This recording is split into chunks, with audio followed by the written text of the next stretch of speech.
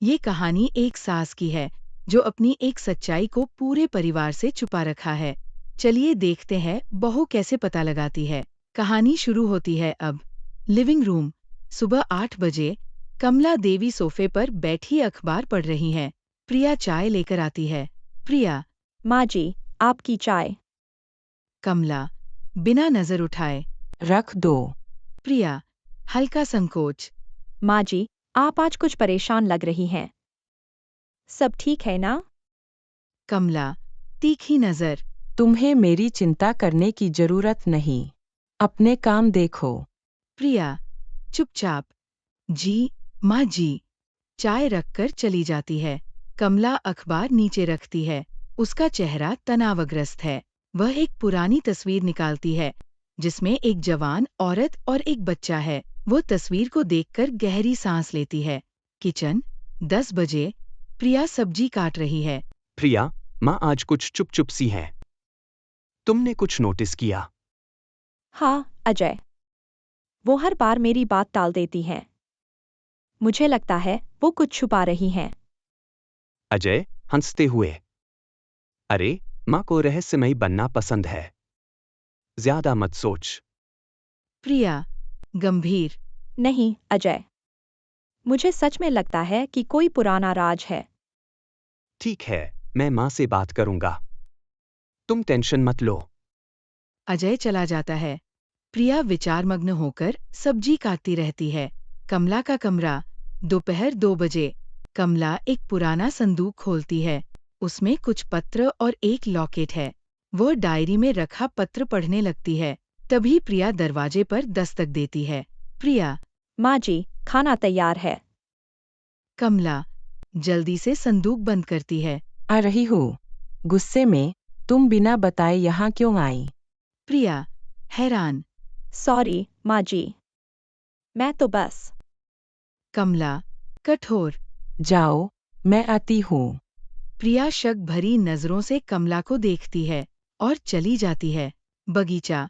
शाम 5 बजे मोहन बगीचे में काम कर रहा है। तभी प्रिया वहां जाती है। प्रिया। मोहन काका, आप तो सालों से इस घर में हैं। माँ जी के बारे में कुछ बताइए ना। मोहन संकोच। बेटी, मालकिन बहुत अच्छी है। बस कुछ पुरानी बातें हैं जो वो भूलना चाहती है। प्रिया जिज्ञासु। कौन सी बातें? मोहन घबराते हुए। मैं ज्यादा नहीं जानता। तुम्हें मालकिन से ही पूछना चाहिए। जल्दी से चला जाता है। प्रिया और शक्की हो जाती है। रेखा कमला की बहन अचानक घर आती है। सभी हैरान हैं। रेखा हंसते हुए। अरे, सब मुझे ऐसे क्यों देख रहे हो? मैं अपनी दीदी से मिलने आई हूँ। कमला चौंकर। रेखा, तू यहाँ क्या कर रही है? रेखा मजाक में। दीदी, इतने साल बाद मिल रही हूँ और तुम्हारा ये स्वागत। प्रिया मुस्कुराते हुए। आइए, मौसी जी। मैं चाय लाती हूँ। रेखा प्रिया को देखकर। वाह दीदी, तुम्हारी बहू तो बहुत प्यारी है। रेखा और कमला की नजरें मिलती हैं। कमला असहज दिखती है। रात 11 बजे कमला का कमरा। कमला और रेखा अकेले बात कर रही हैं। रेखा। दीदी, कब तक उस राज को छुपाओगी? कमला गुस्से में। चुप रह, रेखा। वो बात कोई नहीं जानता और ना जाननी चाहिए। रेखा लेकिन दीदी, अगर प्रिया को शक हो गया तो? वो बहुत समझदार लगती है। कमला डरते हुए। उसे कुछ पता नहीं चलेगा। मैंने सब कुछ दफना दिया है। रेखा गंभीर। दीदी, सच ज्यादा देर तक नहीं छुपता। प्रिया दरवाजे के बाहर खड़ी सब सुन रही है। उसका चेहरा हैरानी और डर से भरा है। अगली सुबह प्रिया कमला के संदूक की चाबी चुराने की कोशिश करती है। तभी अजय आ जाता है। प्रिया, तुम माँ के कमरे में क्या कर रही हो? प्रिया घबराते हुए। कुछ नहीं, बस कुछ भून रही थी।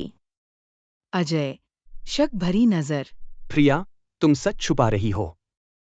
बताओ, क्या बात है? प्रिया रोकते हुए।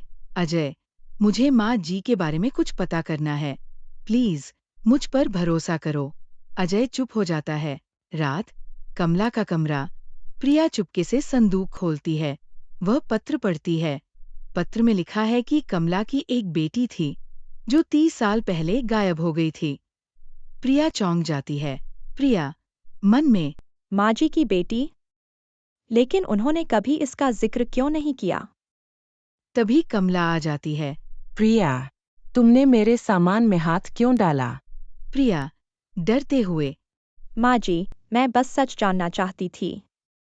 आपकी बेटी, वो कहाँ है? कमला, रोते हुए, तुम्हें क्या हक है मेरे अतीत में झांकने का? प्रिया, नरमी से, माँ जी, मैं आपकी मदद करना चाहती हूँ। प्लीज मुझे बताइए। कमला टूट जाती है। वो बैठकर सब बताती है। 30 साल पहले कमला की बेटी मीरा 5 साल की थी। एक मेले में वो गायब हो गई। कमला ने उसे खोजने की बहुत कोशिश की, लेकिन वह नहीं मिली। कमला ने खुद को दोषी माना और इस दुख को छुपाया। वर्तमान, लिविंग रूम, कमला, प्रिया, अजय और रेखा बैठे हैं। कमला, रोते हुए, मैंने ये बात इसलिए छुपाई क्योंकि मुझे डर था कि तुम सब मुझसे नफरत करोगे। अजय, हैरान। माँ, आपने हमें क्यों नहीं बताया? प्रिया, कमला का हाथ पकड़ते हुए, माँ जी, इसमें आपकी कोई गलती नहीं थी। अब हम सब मिलकर मीरा को ढूंढ सकते हैं। पीछे से रेखा आती है, जो सब सुन लेती है और बोलती है। रेखा, मुस्कुराते हुए, प्रिया सही कह रही है। दीदी, अब वक्त है उस दुख को पीछे छोड़ने का। 1 महीने बाद परिवार एक डिटेक्टिव से मिलता है। डिटेक्टिव बताता है कि मीरा जीवित है और एक अनाथालय में पली-बढ़ी।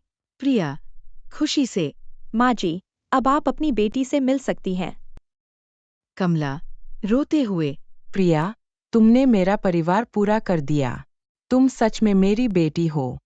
सास बहू एक दूसरे को गले लगाते हैं। कहानी यहाँ खत्म होती है। अगर आपको कहानी अच्छी लगी हो तो लाइक, शेयर और सब्सक्राइब करना ना भूले। स्टोरी का सबसे अच्छा पार्ट कौन सा लगा कमेंट करके बताएं।